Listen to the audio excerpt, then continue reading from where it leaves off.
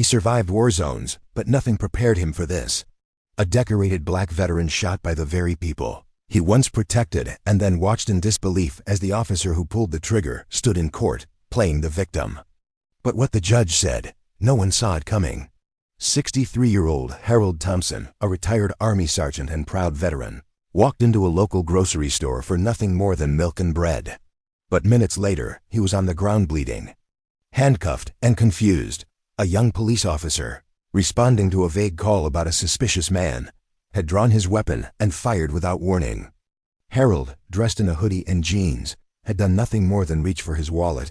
The bullet shattered his wrist. But even worse, his dignity. When the case finally reached court, most expected justice. But jaws dropped when the officer, under oath, began describing himself as the victim. He looked threatening. "I feared for my life," the officer claimed. Despite Harold being unarmed, elderly, and cooperative, gasps filled the courtroom. But then, the judge leaned forward, adjusted his glasses, and delivered words that would echo across the country. "You weren't afraid of his actions," he said calmly. "You were afraid of his presence.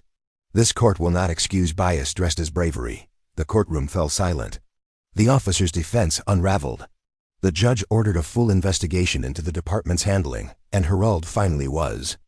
Not just seen, but heard. Outside the courthouse, Harold told reporters, "I fought overseas for this country. I didn't expect to come home and be seen as the enemy. Respect doesn't wear a badge, it's earned by doing what's right." Harold's story isn't just about justice, it's about truth finally standing tall. If this moved you, share it. Because silence protects injustice, your voice breaks it.